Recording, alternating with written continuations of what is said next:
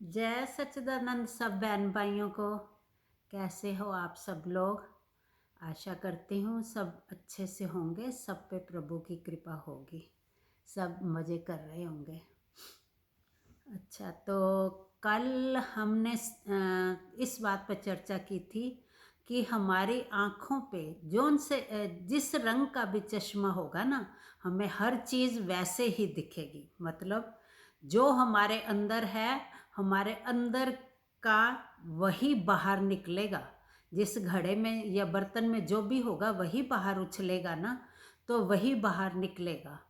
अ, तो हमें ये बताया था कि जिसने अहंकार का चश्मा लगाकर जो सत्संग में जाता है ना, तो वो सत्संग में जाके भी सत्संग का पूरा फायदा नहीं उठा सकता, क्योंकि उसके अंदर तो वही भरा हुआ है ना कि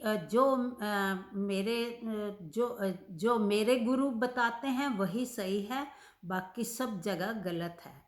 पर हम ये नहीं सोचते कि ब्रह्म ज्ञान तो सिर्फ सत्य पे है, एक, और सत्य क्या है? एक परमात्मा।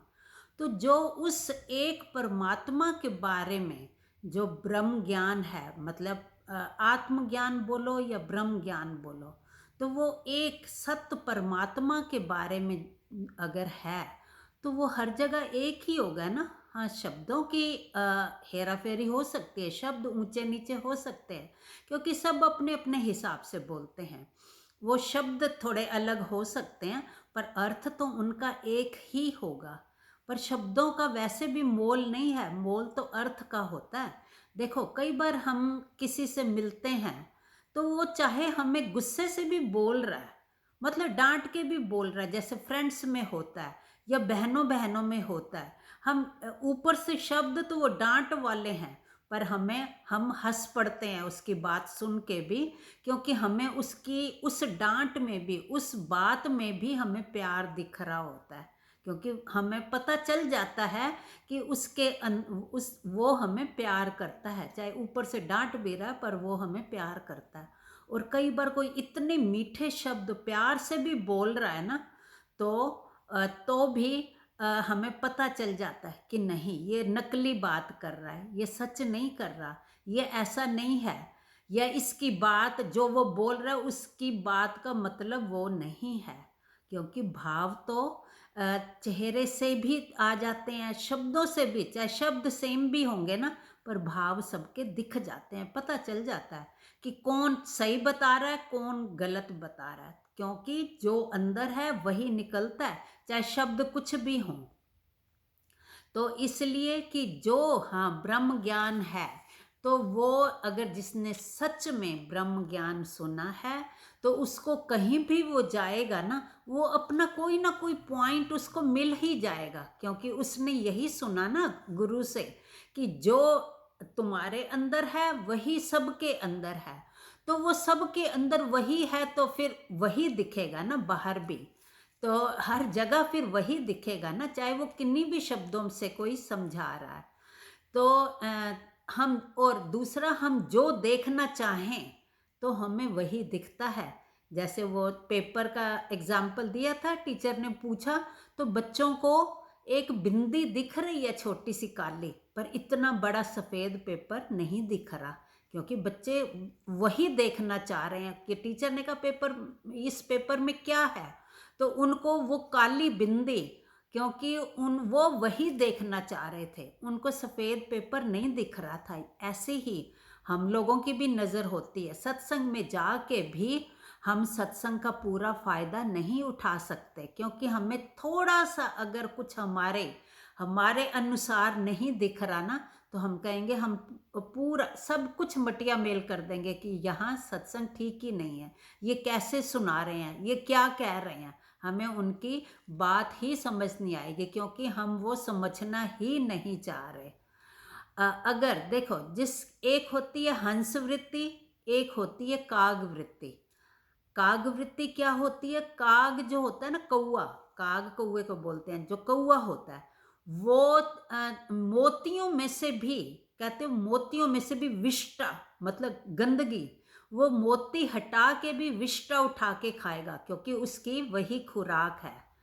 तो वो मोती नहीं खाएगा, मोती नहीं चुगेगा, वो विष्ठा चुगेगा, मोती हटा के भी मोतियों में से। और जो हंस है वो मोती खाता है, तो वो विष्ठा में से भी मोती ढूंढ लेगा। वो विष्ठा को हटा के मोती चुगेगा, मोती खाएगा। तो जो हमारी इच्छा होती है या जो हमारी वृत्ति है, हमें त्रुटियां देखने की अगर हमारी वृत्ति है ना, तो हमें सही चीज़ों में भी त्रुटि दिखेगी, अच्छाई नहीं दिखेगी। जिसके अंदर खुद अच्छाई भरी है ना, तो वो किसी की बुराई में से भी अच्छाई ढूंढ लेता है। अगर किसी कोई गलत बोल भी रहा ना, वो कहेंगे नहीं, ये लगता नहीं है कि ऐसा होगा, उसके मुंह से निकल गया होगा। वो उसको भी देखो, उसमें से भी मोती चुग लेगा। तो चाहे शब्दों का कुछ भी हेर फेर हो, तो ये वृत्ति हमारी गलत होती है, गुरु की नहीं, ना ही सत्संग की। क्योंकि सत्संग तो आनंद का सागर है ना, प्रेम का सागर है।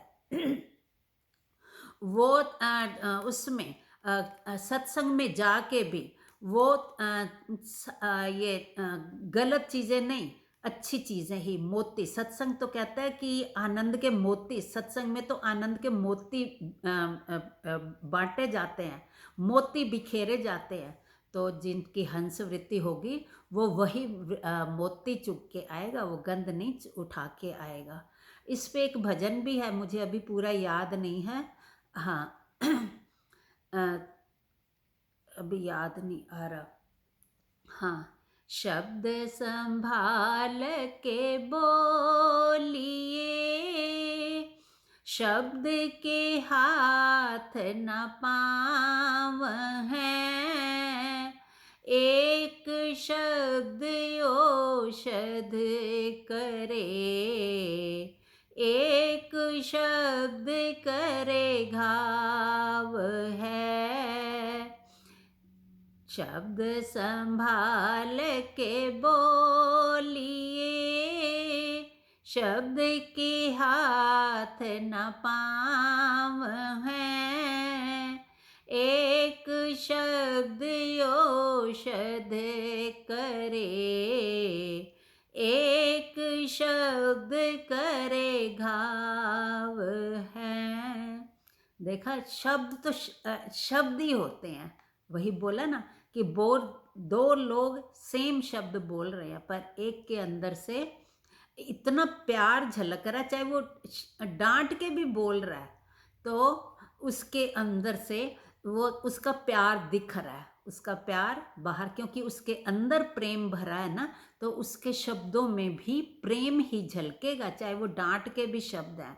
और एक मीठे शब्द बोल के भी दूसरे का दिल दुखा देता है, हृदय में चुभ जाते हैं। लगता है कि ये बोल तो मीठा रहा है, पर सच में ये ऐसा नहीं है। तो उसके शब्दों में वो चीज़, वो प्यार प्रेम नहीं झलकेगा।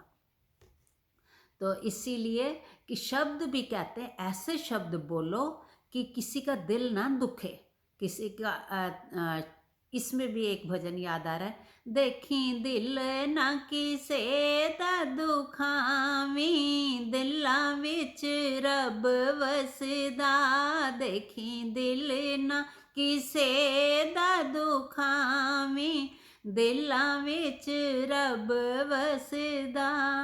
तो ये तो आम बातों की हो रही है, आम लाइफ की बात हो रही है कि कभी भी किसी से ऐसे शब्द मत बोलो कि किसी का दिल दुख जाए, क्योंकि दिलों में भगवान बैठा होता है, दिलों में रब बसता है।